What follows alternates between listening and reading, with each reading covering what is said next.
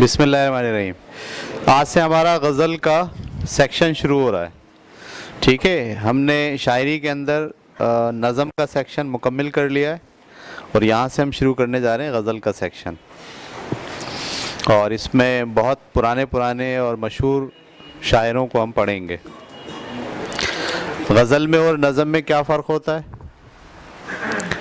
نظم کا جو شعر ہیں بہت سارے وہ ایک ہی موضوع پر لکھے جاتے ہیں، ٹھیک ہے۔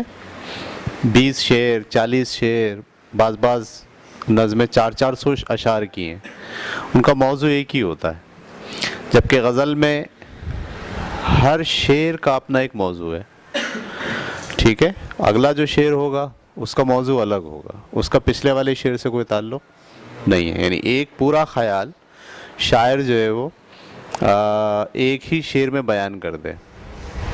اچھا، پھر اس میں جو قافیہ ردیف کی پابندی اس میں ہوتی ہے، اور اس کو ہم کہتے ہیں زمین۔ پھر وہ ایک ہی زمین میں بہت سارے شعر لکھتا چلا جاتا ہے، مختلف خیال کو ایک ہی قافیہ ردیف کے اندر باندھتا ہے، ٹھیک ہے۔ مختلف خیالات کو، پہلے شعر میں خیال کچھ ہے، دوسرے شعر میں خیال کچھ ہے، تیسرے میں کچھ ہے، لیکن سارے اشعار کا جو قافیہ اور ردیف ہے وہ سب سیم چلتا ہے، تو اس کو ہم کہتے ہیں یہ ایک ہی زمین میں شعر کہے گئے ہیں مختلف خیال کے۔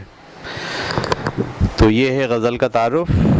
اب پہلے جو شاعر آپ کو پڑھائے جا رہے ہیں ان کا نام ہے میر تقی میر، ٹھیک ہے، بڑا نام ہے، پرانے شعراء کرام میں ہیں۔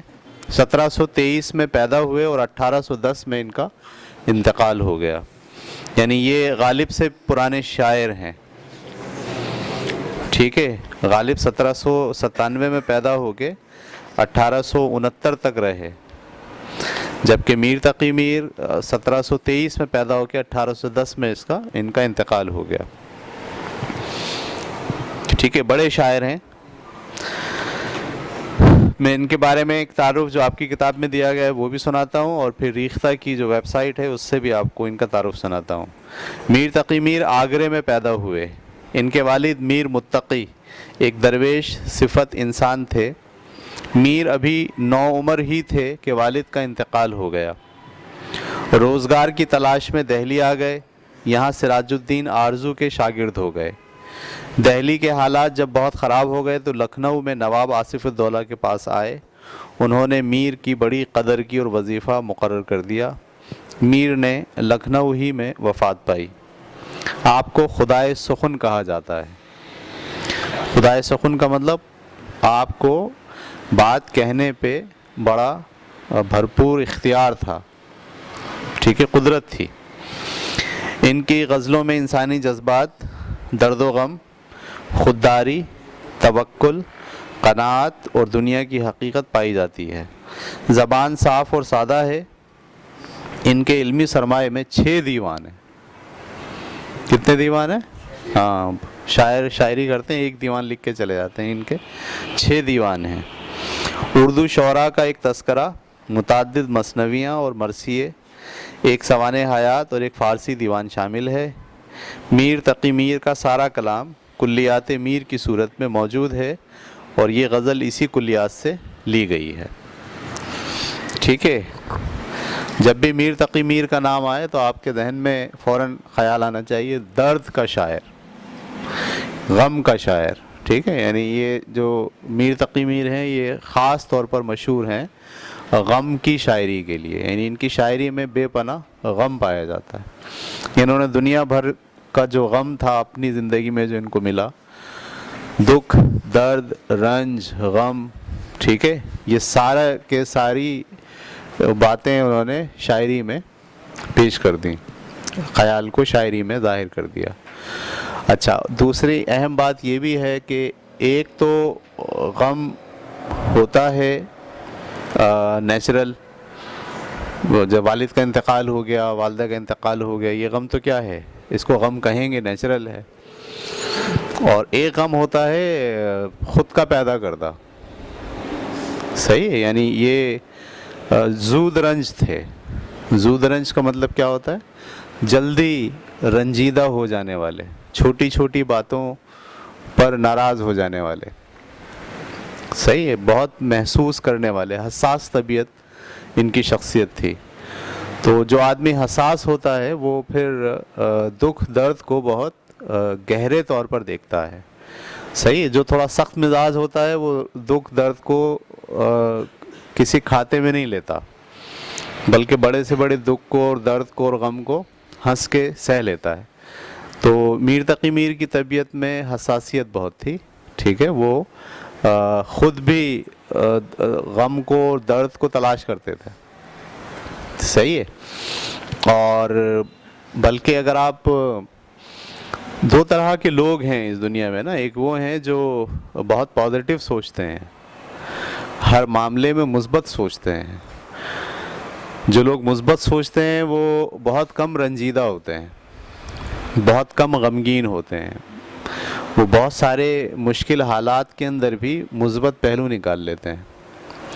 ٹھیک ہے, تو ایک طرح کے یہ لوگ ہوتے ہیں جو بہت پازیٹیو سوچتے ہیں ہر معاملے میں, اگرچہ کہ غلط بھی ہو رہا ہو تو اس میں بھی کیا سوچتے ہیں, پازیٹیو سوچتے ہیں, مثبت سوچتے ہیں.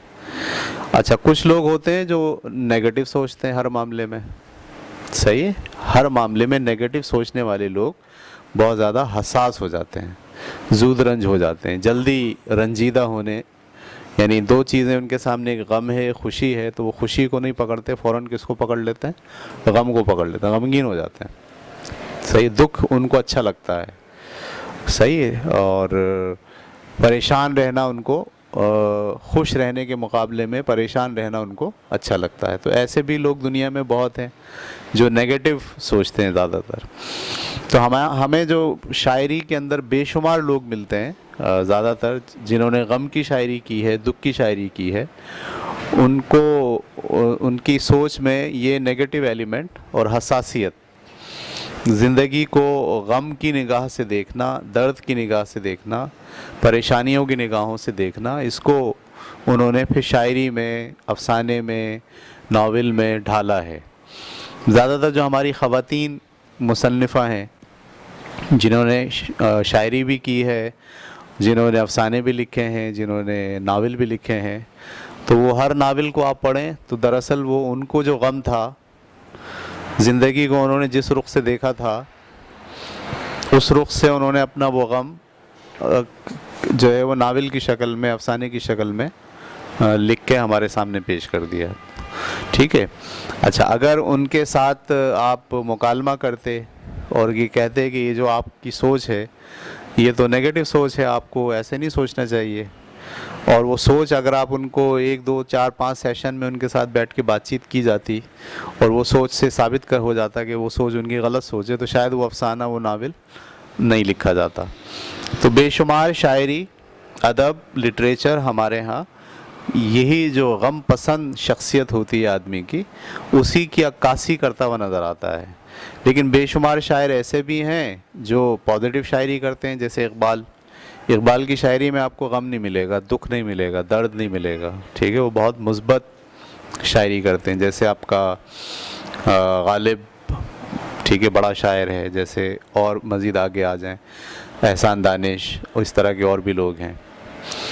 تو ان کی شاعری میں انہوں نے نیگیٹو تھاٹس کو پروموٹ نہیں کیا, جبکہ یہ جو شاعر ہیں جو اب ہم دیکھ رہے ہیں ابھی, جیسے میر تقی میر کو ہم پڑھیں گے تو ان کی پوری شاعری دراصل کیا ہے, غم, رنج, الم, دکھ, ایسا لگتا ہے جیسے پورا زمانہ ان کے خلاف ہے اور سب ان کے دشمن ہیں, صرف یہی ہیرو ہیں, باقی سب ولن ہیں.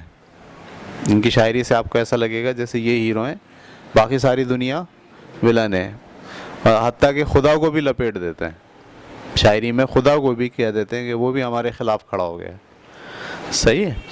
تو میں نے آپ کو دونوں طرز بتایا. جب بھی آپ شاعری پڑھیں تو ضروری نہیں ہے کہ وہ جو شعر انہوں نے کہا ہے وہ حقیقت پر بھی مبنی ہو, احساس پر تو مبنی ہوگا, اس میں غم کی جھلک ہوگی, دکھ کی جھلک ہوگی, لیکن ضروری نہیں ہے کہ وہ حقیقت پر بھی مبنی ہو. کیونکہ آپ اگر اسی بات کو کسی دوسرے اینگل سے دیکھیں گے تو آپ کو پتہ چلے گا کہ نہیں, ایسا تو نہیں ہے جیسا یہ سوچ رہے ہیں شاعر. لیکن شاعر کیونکہ حساس ہوتا ہے, وہ ہمیشہ غم, دکھ, درد, رنج, الم صرف اسی طرف دیکھتا ہے.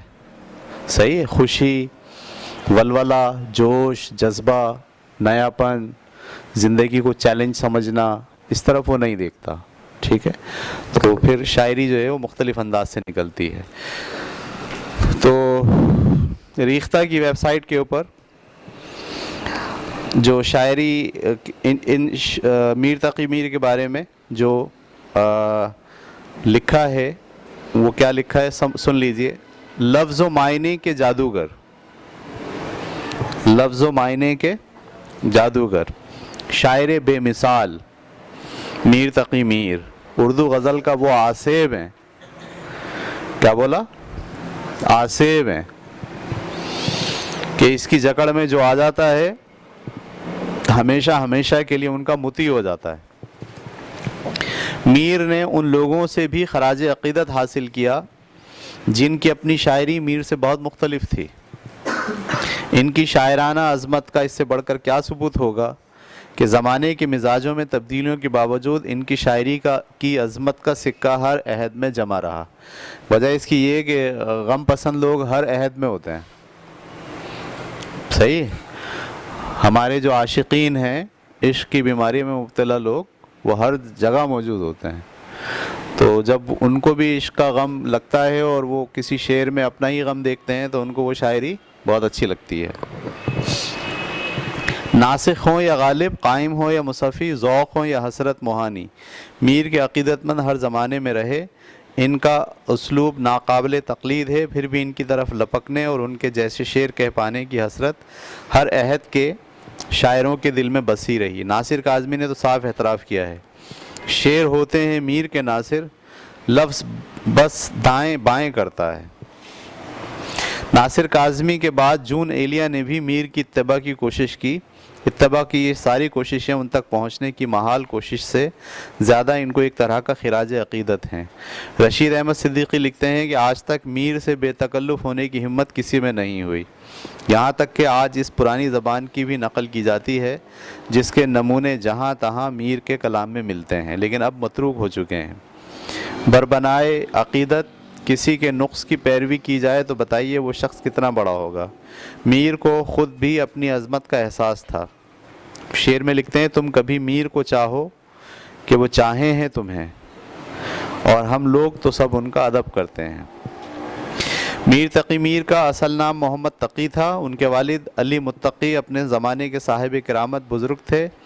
इनके अजदाद हिजाज़ तक तुर्क तरके सकूनत करके हिंदुस्तान आए थे और कुछ अरसा हैदराबाद और अहमदाबाद में गुजारकर आगरा में मुक़ीम हो गए थे। मीर आगरा ही में पैदा हुए।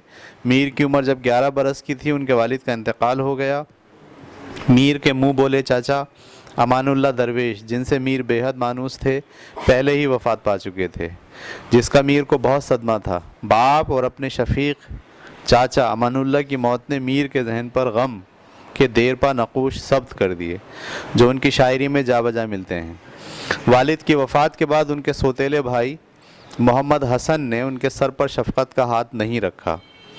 वो बड़ी कसम परसी की हालत में तकरीबन 14 साल की उम्र में दिल्ली आ गए। दिल्ली में समसामुद्दौला अमीरुल उमरा उनके वालिद के अक़ीदतमंदों में से थे। उन्होंने इनका 1 रुपया रोज़ीना मुकर्रर किया, यानी 1 रुपया रोज़ाना मैं दूंगा आपको, जो उनको नादिर शाह के हमले तक मिलता रहा।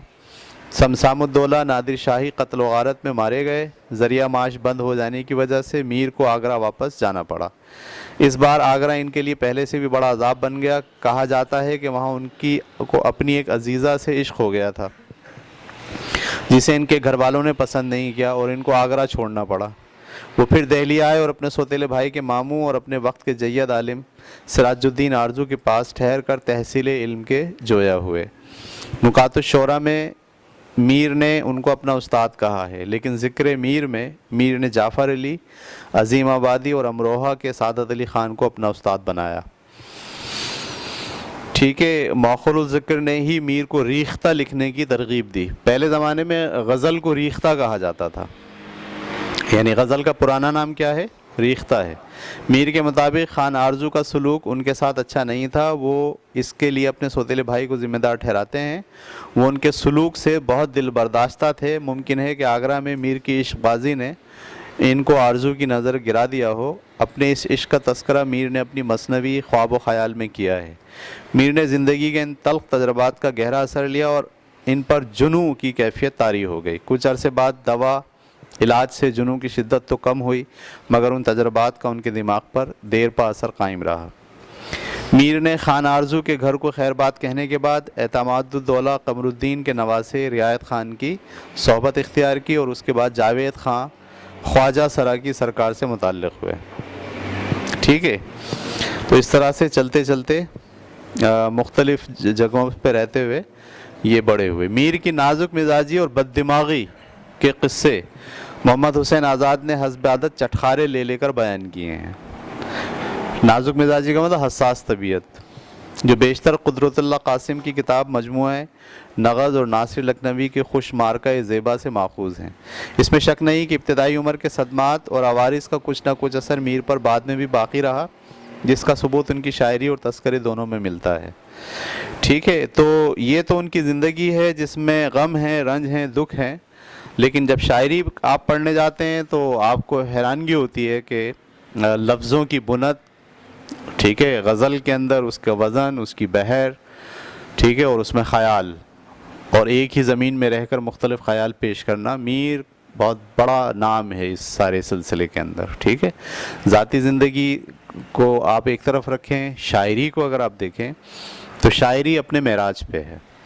ठीक है, यानी उनकी शायरी के अंदर जो ख़याल है, उसकी पुख्तगी, उसकी नुदरत, उसकी तुकबंदी, यानी अल्फाज को उन्होंने कैसे चुना है, कैसे सेट किया है, और किस तरह से छोटी बहर में लिखा है। ज़्यादा बड़ी बहरें नहीं हैं इनकी, यानी पहला मिसरा बहुत बड़ा नहीं होगा, छोटा मिसरा होगा। छोटे छोटे मिसरों के अंदर कैसे वो बड़ी बड़ी बात कह जाते हैं। और काफ़िया, रदीफ़ और वज़न, यानी उरूज़ का जो इल्म है, जो किसी शेर को नापता है कि ये वज़न के लिहाज से किस कदर बैठा हुआ है, तो आप हैरान होंगे कि बेशुमार अशार जब उरूज़ के ऊपर रख कर देखे गए तो पता चला कि हर शेर उरूज़ की पाबंदी करता। हालांकि उस ज़माने में उरूज़ का इल्म नहीं था। जिस ज़माने में मीर तक़ी मीर ने शायरी की, उस ज़माने में ये उरूज़ का इल्म जो आज बहुत डिटेल में आ गया है, जिसमें आप किसी भी शेर को रख कर चेक करते हैं कि इसका वज़न पूरा है या नहीं है, और वो पता चल जाता है। जो बड़े शायर गुज़रे हैं उनकी शायरी में उरूज़ की पाबंदी मिलती है। जो छोटे शायर हैं या जो अभी नए ज़माने के शायर हैं, उनकी शायरी में उरूज़ की पाबंदी नहीं मिलती। मैं कुछ शेर भी आपको पढ़ के सुनाता हूँ। जी, आप लोग भी यही कह रहे थे मेरा ख्याल है, तो कुछ शेर सुनाए इनके। तो इनके अशार सुनते हैं।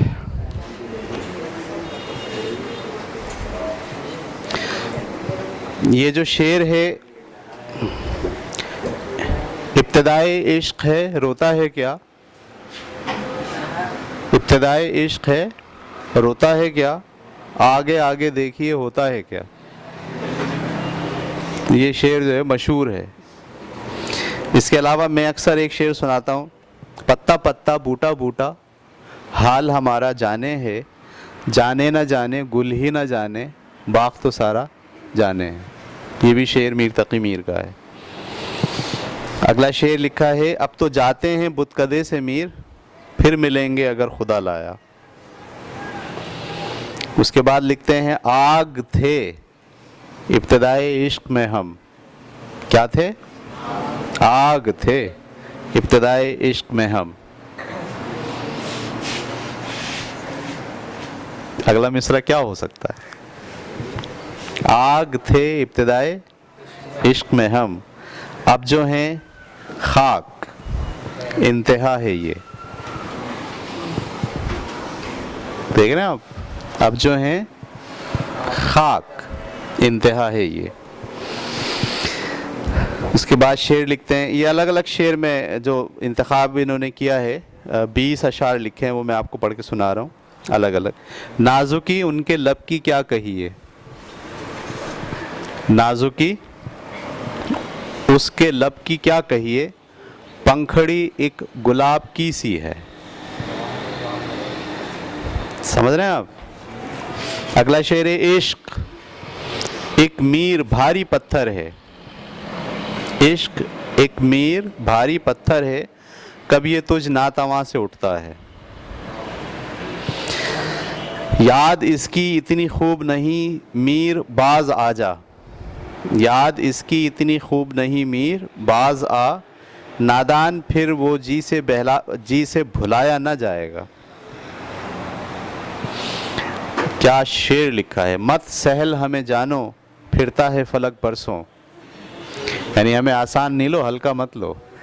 مت سہل ہمیں جانو پھرتا ہے فلک برسوں، تب خاک کے پردے سے انسان نکلتے ہیں۔ آسمان بادل کئی سال گھومتا پھرتا ہے، تب جا کے ہم جیسے لوگ پیدا ہوتے ہیں، یہ کہہ رہے ہیں۔ ہوگا کسی دیوار کے سائے میں پڑا میر، ہوگا کسی دیوار کے سائے میں پڑا میر، کیا ربط محبت سے اس آرام طلب کو۔ کیا بات ہے۔ ہمارے آگے تیرا جب کسی نے نام لیا، ہمارے آگے جب تیرا کسی نے نام لیا، دل ستم زدہ کو ہم نے تھام تھام لیا۔ دکھائی دیے یوں کہ بے خود کیا، یہ تو گانا بھی ہے۔ دکھائی دیے یوں کہ بے خود کیا، ہمیں آپ سے بھی جدا کر چلے۔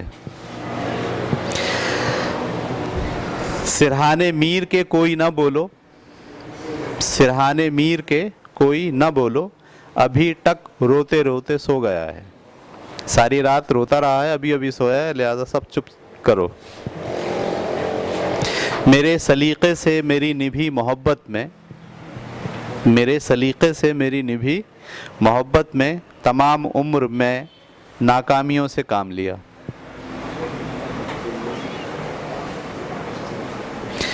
میر ہم مل کے بہت خوش ہوئے تم سے پیارے، اس خرابے میری جان تم آباد رہو۔